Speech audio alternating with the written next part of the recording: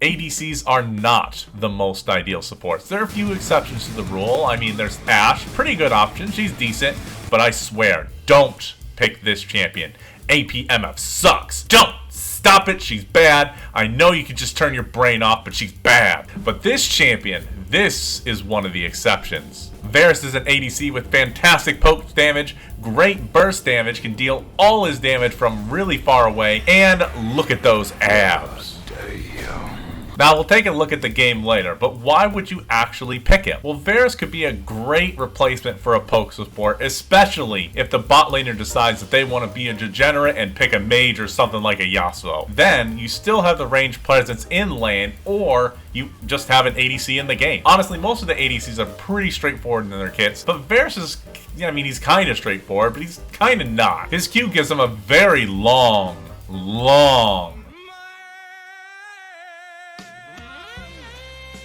sorry about that. A ranged poke option. This is your main poke tool to deal as much damage as possible. Now with that, your W has a long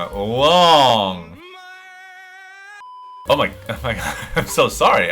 He has the longest ability text known to man, but it is essentially this. Your autos deal magic damage, it stacks on an enemy up to 3 times, and then those stacks will detonate for extra damage when you hit them with your next ability. And this ability can be activated to deal even more bonus damage based on the enemy's missing HP. His E is another good poke tool. It just rains arrows down, slowing people in the zone, but it's also what Riot suggests to level up first, and I now understand why. I don't know why I didn't listen in any of these games, but it deals just as much damage as the level 1 Q, but is far easier to hit. But honestly, just pick your poison. There isn't really a right answer. You usually only get off like 1 ability before you hit level 2 anyway. Last up, we have the Giant Goo Grab, a great tool for locking someone down, and it will spread to anyone within the zone after you hit the first person. It's a great tool for starting fights or just keeping those pesky assassins away from you. And it does automatically give max stacks on your W instantly, so you can just get a nice burst right away after you hit that nice ult. Now in the early game, your abilities actually don't deal too much, so actually relying on your autos is a better way to deal just regular poke damage, and it's just even better because you have Halo Blades. Hitting with an ability is nice, but it's not going to be the big boy damage that you have later on. If you're matched against an engaged support, you want to play pretty safe. You are vulnerable since you are an ADC. Versus a poke support, you just want to try and keep up with their damage, and versus an enchanter, you just want to try and push and pressure that enemy lane. Since you are essentially a poke support, just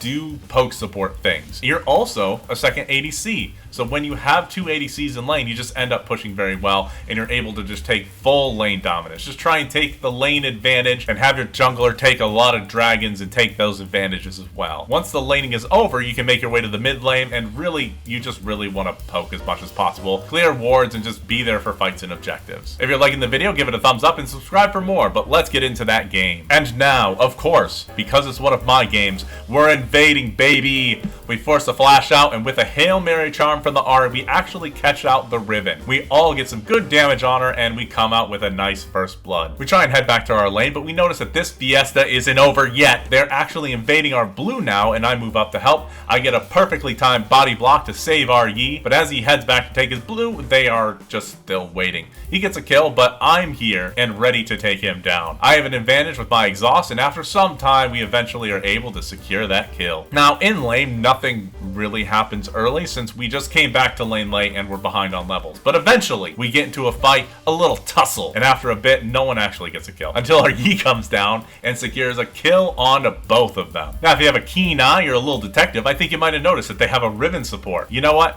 I love it, man. Respect. But not enough respect for me to not stick my arrow up your, nose and secure that kill. We then move to kill the Caitlyn under the tower, and we all know how that's gonna go. An easy kill, baby. But as we head back after that kill, immediately, definitely not overstaying, definitely not a minute after that kill, we have 2 champions make their way behind us, and it actually ends up being a 4-man bot situation. I just nope out of there. Sorry, Draven, you're on your own. Here's an exhaust for good measure. Best of luck, my friend. I'm out.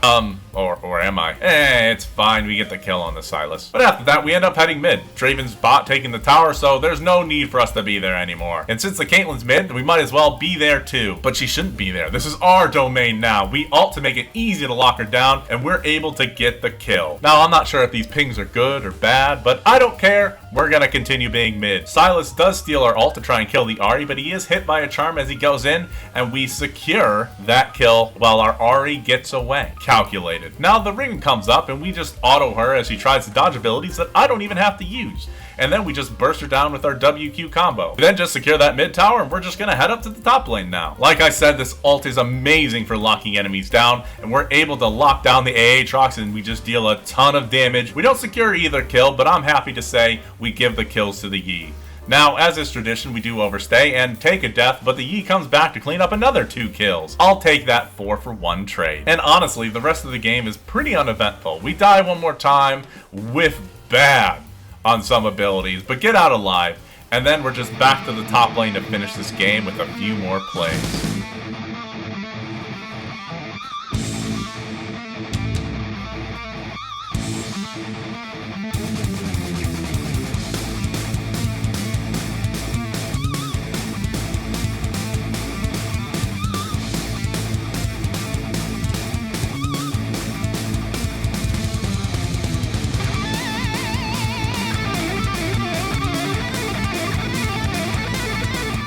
And that's it. We did it. We won the game. If you enjoyed this video, check out this one here for 3 more off-meta supports that you can try out to help you win your games. Talk to you later.